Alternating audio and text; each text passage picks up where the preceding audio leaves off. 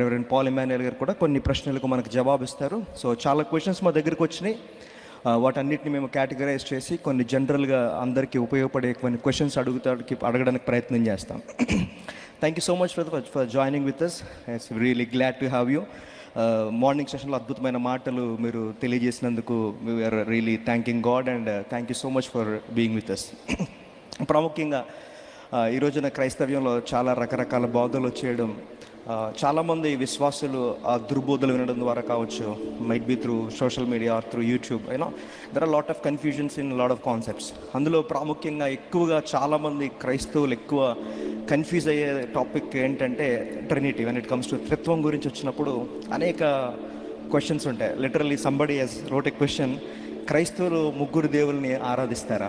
తండ్రి, కుమార, పరిశుద్ధాత్మ, ముగ్గురు సపరేటా లేకపోతే ఒక్కలేనా?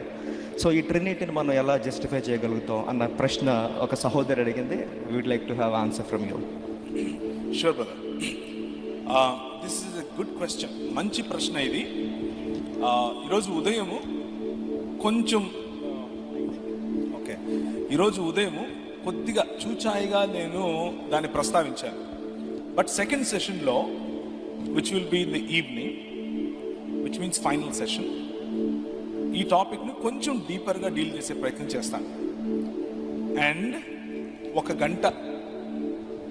గంటలో అంతా చెప్పుకోలేము కాబట్టి ఇన్ కేస్ మీకు డీపర్గా దీని గురించి తెలుసుకోవాలి అని అనుకుంటే, త్రిత్వం శిరసా నమామి అనే ఒక పుస్తకం తెలుగులోనే నేనే రాశాను. అది మీరు మీ అడ్రస్ పంపితే పాస్టర్ గారికి కానీ ఈ పాస్టర్ గారికి కానీ నేను బుక్స్ పంపుతాను. మంచి పుస్తకం అది. అది నేను ఎందుకు రాశాను అని అంటే, మీ విజయవాడలో, అలాగే రాజమండ్రిలో, భీమవరంలో, కోదాడ దగ్గర అమీనాబాద్లో, ఇలా కొన్ని చోట్ల కొంతమంది మన ముస్లిం మిత్రులు, ముస్లిం సోదరులు ఈ ప్రశ్నలే అడిగారు. మీరు ముగ్గురు దేవుళ్ళని నమ్ముతారా?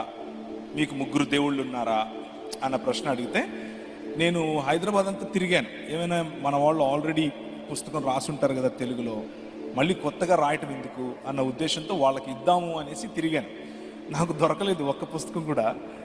దాంతో నేనే రాయాల్సి వచ్చింది, రాశాను. So to answer your question, final session will be on this, on divinity of Jesus Christ and trinity. రెండు కలిపినవే ఉంటుంది. సో దానికి కొంచెం వెయిట్ చేయండి, సాయంత్రం వరకు డీటెయిల్డ్ ఆన్సర్ మీకు దొరుకుతుంది. అయినా కానీ హెబ్రీ భాషలో ఈ విధంగా ఉంటుంది.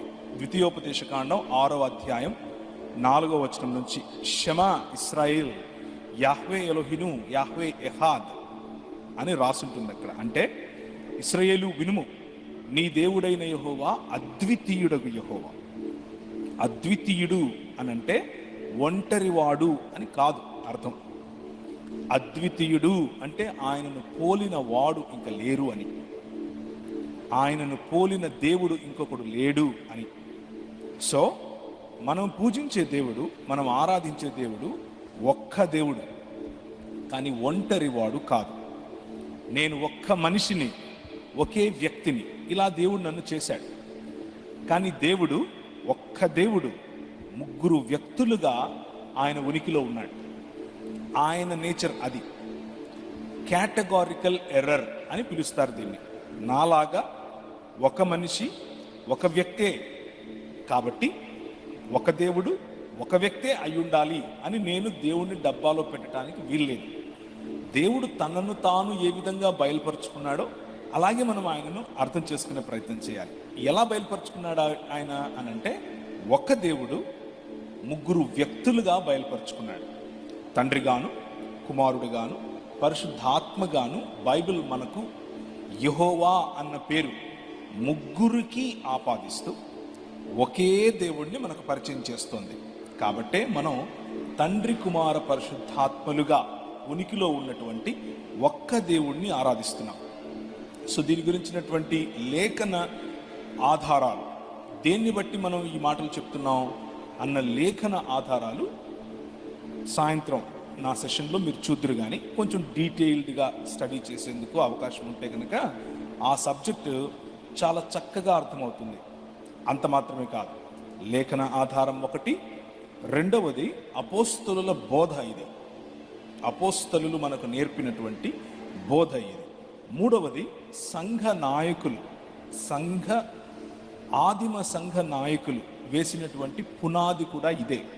ఈ పునాదికి పక్కన ఉన్న వాళ్ళని, ఈ పునాది నుంచి బయటికి వెళ్ళిన వాళ్ళని మనము దుర్బోధ అని పిలుస్తాం, హెరసీ అని పిలుస్తాం. హెరసీ అన్నది సంఘంలోనికి రాకుండా ఉండాలి అని అంటే మనకు ఉండాల్సినటువంటి ప్రధానమైన ఫౌండేషన్ ట్రినిటీ అన్నటువంటి అంశం.